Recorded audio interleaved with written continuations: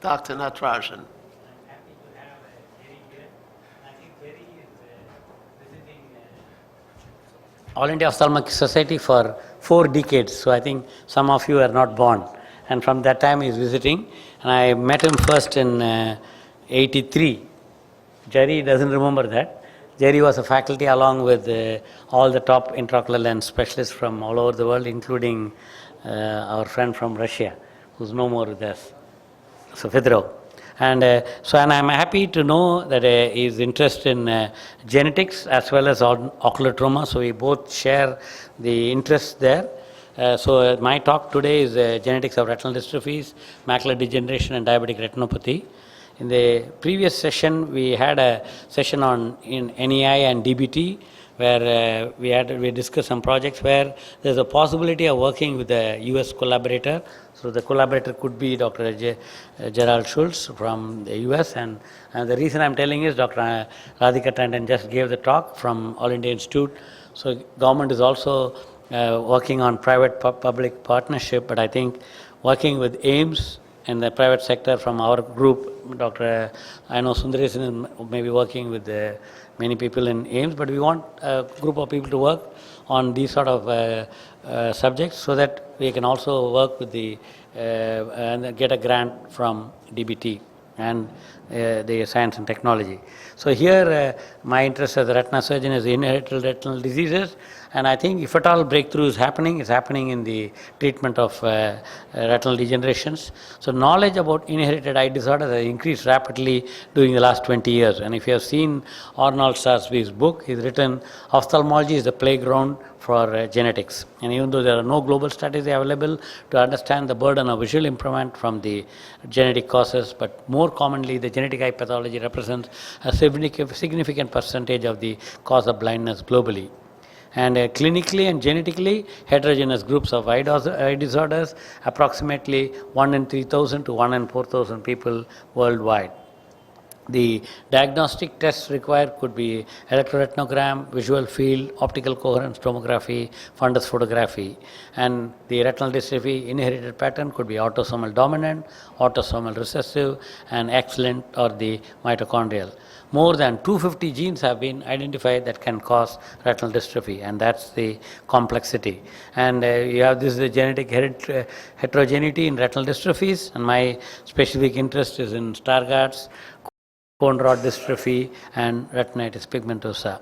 And this is a screening of genetic variations in different inherited disorders by targeted exome sequencing using candidate genes panel to determine the genetic variations in inherited retinal degeneration, highlighting the application of genetic testing and counseling in ophthalmology, in RP, Stargardt's, and Leber's congenital amaurosis. And we also wrote a project with Dr. in Queen's University in we applied for I think few million pounds for a treatment of Stargardt's disease using the fenretinide drug, but anyhow we didn't get the project, so we're waiting for one more to be written up. And the results of ongoing projects, we have the one is the process flow of genetic testing and counseling, demographic calculation, ophthalmic evaluation, and possible diagnosis, and that's what I'm establishing.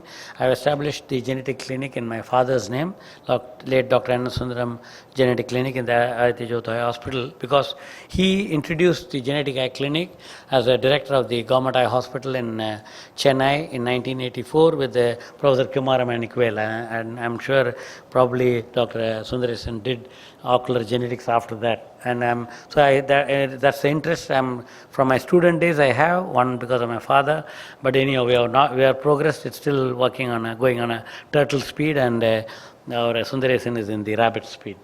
And so we are planning. My idea of talk is, I think most of you, I expect you to be clinicians. We want to make sure we have to understand the phenotype and genotype.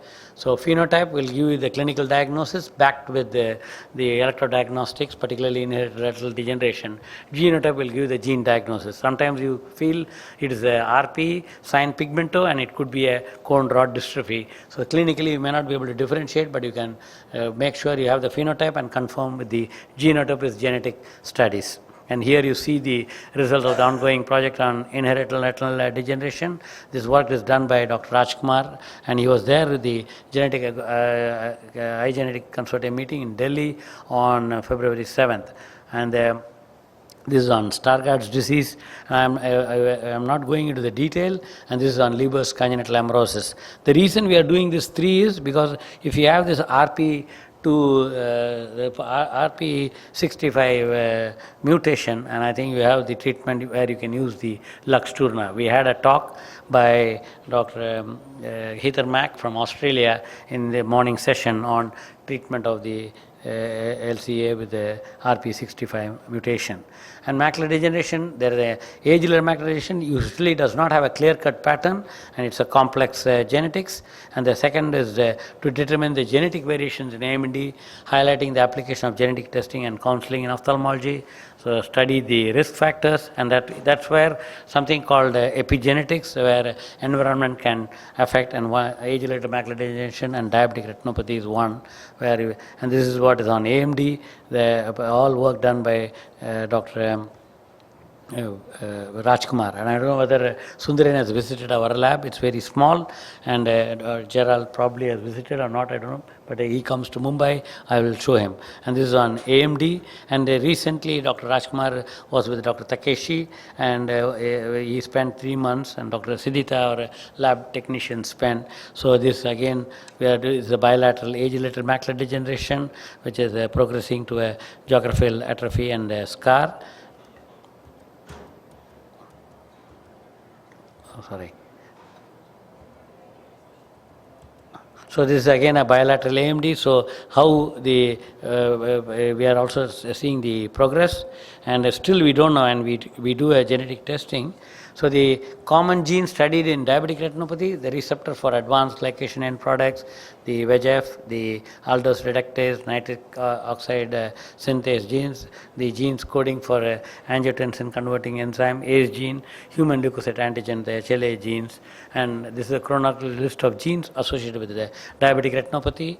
And I think India will have the chance to find the difference between the diabetic patients for having diabetes for 25 years or more and no retinopathy, and somebody with less than 5 years diabetes has diabetic retinopathy. I think diabetic retinopathy in the genetics in diabetic retinopathy and age-related macular degeneration are totally different, and it's a very wide field to work. But we're also in the inherited retinal degeneration. The gene therapy has shown promise in patients with Leber congenital amaurosis, a recessively inherited retinal degeneration. Yet there's no cure for the most of the inherited eye diseases. So we were studying Parson as a textbook in 80s as our subject in the ophthalmology in the medical school, and my father as a professor of ophthalmology used to tell, half the book you don't have treatment, and why do you want to read it?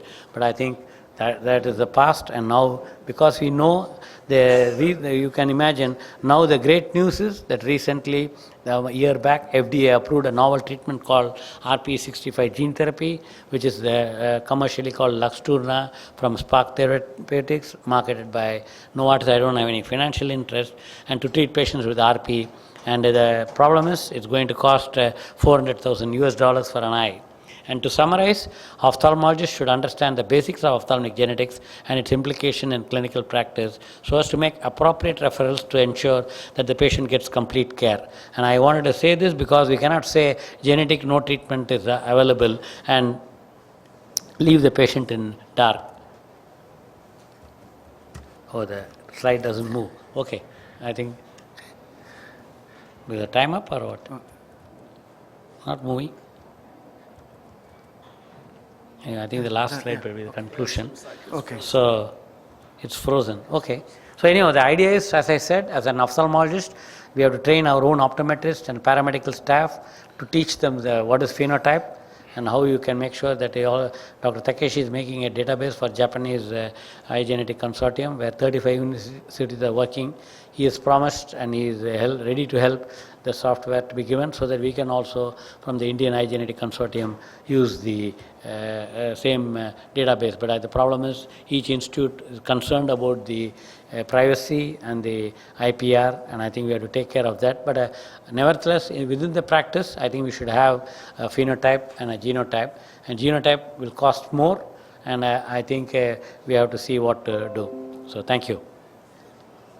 Thank you, Dr. Natarajan. Great talk. And since I am leaving to the other hall, if you have We any won't keep questions you. or any comments, any questions? Yeah, we will intimate you, sir. Pardon?